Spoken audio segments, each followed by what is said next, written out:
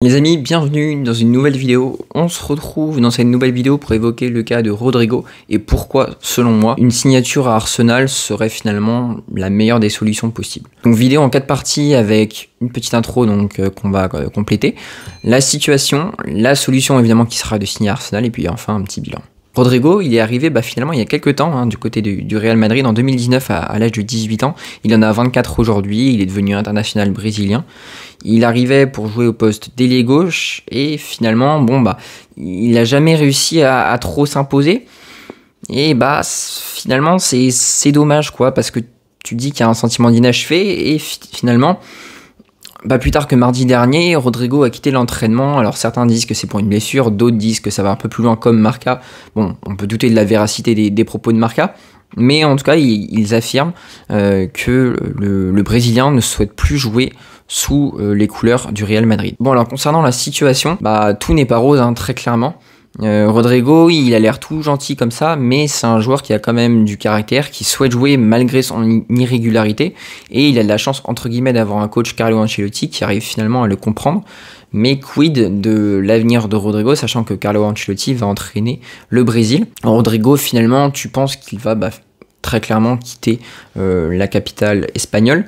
Et on va faire un petit bilan, un comparatif plutôt entre Vinicius et Rodrigo. Donc on va commencer par Rodrigo. Donc pour faire le comparatif entre Rodrigo et Vinicius, Rodrigo, lui, il a joué 178 matchs entiers. Attention, donc j'ai bien divisé le temps de jeu par 90 minutes. Il a planté 68 buts et délivré 50 passes décisives, ce qui le rend décisif à peu près tous les 1,51 matchs. Donc c'est quand même pas incroyable pour un joueur du Real. Vinicius Junior, lui, forcément plus titulaire, 250 matchs joués, 105 buts, 80 assists, et lui, il a un ratio d'1,34, donc décisif tous les 1,34 matchs. C'est un peu mieux, même si c'est pas incroyable. Bon, alors les statistiques sont pas alarmantes pour un joueur du calibre de Rodrigo, mais voilà, c'est vrai qu'on pourrait s'attendre à mieux. Et puis finalement, là, avec le tableau que je vous mets sous les yeux, on peut voir le nombre de buts et d'assists qu'il a mis pour chaque saison, en fonction donc du coup des matchs joués, du nombre de matchs joués. Donc 29 matchs joués pour 12 goals assists lorsqu'il arrive en 2019-2020, 33 pour 10 goals assists en 2020-2021, en 2021-2022 49 matchs joués pour 18, 57 pour 30 en 2022-2023, 52 pour 27 en 23-24 et 50 pour 23 en 24-25. Donc c'est vrai que tout ça c'est quand même assez moyen.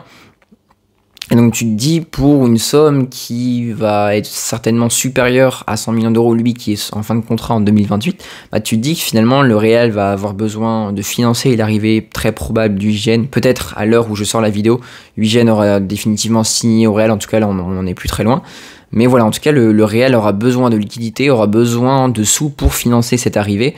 Et finalement, avec les 4 fantastiques, Rodrigo n'aura quasiment jamais su s'imposer. Et je trouve que c'est un peu quand même curieux que Rodrigo demande, et la prétention, on va dire, de demander à devenir titulaire, sachant qu'il n'a pas assez prouvé, en tout cas pas assez par rapport aux autres. Je pense notamment au Bellingham, au Vinicius, et même à Mbappé, qui réalise quand même une première bonne saison. Je crois qu'il est à peu près 50 fois décisif en 54 matchs, ce qui est quand même beaucoup plus que Rodrigo, qui a été décisif au maximum 30 fois en 57 matchs en 2022-2023. C'est pas le rendement, et je comprendrais le Real s'il voulait s'en séparer. Bon, alors maintenant, les solutions, avant de passer à la solution. Les solutions, c'est tout simplement des clubs qui, en tout cas, semblent intéressés par le transfert du Brésilien, à savoir City et Arsenal qui sont assez intéressés, mais il pourrait également signer dans des clubs assez prestigieux, le Bayern, même l'Inter Milan. Pour moi ça m'étonnerait pas, même si avec leur système à 3 derrière, je les vois mal titulariser Rodrigo, à part en avançant peut-être. Mais après, il faut pas oublier également que Rodrigo, c'est quelqu'un de polyvalent. Et puis en première ligue, du coup, il y a City et Arsenal, et pourquoi pas même le PSG, quand on sait que Luis Enrique adore mettre en avant un collectif et les joueurs polyvalents, et Rodrigo, c'est vrai qu'il colle en tout point à ce que veut Luis Enrique, donc pourquoi pas le voir au PSG.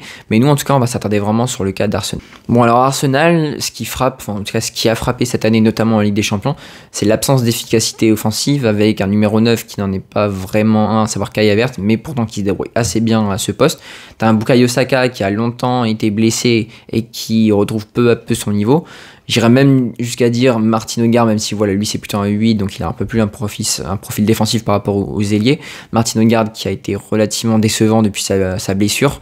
T'as également Martinelli, Trossard qui ont du mal à tirer leur épingle du jeu, on ne sait pas qui est titulaire, qui est remplaçant, ça alterne pas mal.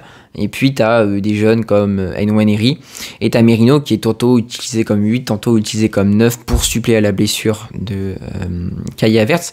Donc finalement il te manque un buteur et il te manque, pour un club ambitieux comme Arsenal, il te manque clairement un ailier gauche et un buteur. Et finalement, je pense que le mercato des Gunners va clairement s'articuler autour de ces deux postes qui, à mon avis, seront prioritaires, à savoir l'ailier gauche et l'avant-centre. Bon, alors pour présenter rapidement Rodrigo, évidemment, il n'est plus à présenter, mais bon, on va s'y attarder un peu quand même, vu que c'est le joueur dont on parle. Évidemment, ce qui frappe en premier, c'est sa polyvalence, comme on peut le voir là lors de cette saison. Il a tantôt été utilisé à gauche, tantôt utilisé à droite. En 23-24, par contre, il a beaucoup plus été utilisé à gauche, comme en 22-23. En 2021-2022, on voit qu'il a pas beaucoup joué, mais c'était plus sur l'aile droite. Et puis, donc, en 2020-2021, c'était plus également sur l'aile droite. Bon, et puis quand on regarde les stats pour un ailier, elles sont clairement très bonnes, hein. On voit, il y a pas mal de passes progressives reçues. C'est quelqu'un qui est polyvalent, qui est très fort techniquement. Les possessions progressives, elles sont très bonnes, hein. Il aime bien percuter, il aime bien déborder.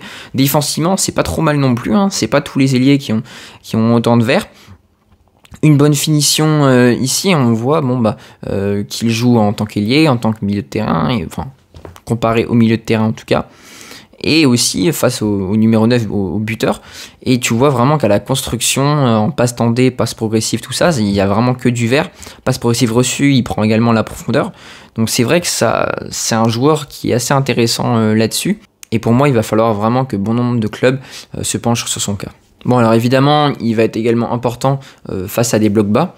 Je pense notamment par exemple à des équipes comme Everton qui mettent le bus en défense et qui jouent exclusivement en contre. C'est quelqu'un qui va avoir une excellente frappe, qui va être beaucoup plus complet pour moi que Gabriel Martinelli, qui défend plus également pour moi. C'est quelqu'un qui a une superbe frappe, qui est très très bon dans les petits espaces, et pour moi tu vas clairement passer un cap, on va dire, par rapport aux Trossard et Martinelli qui sont des bons joueurs de première ligue.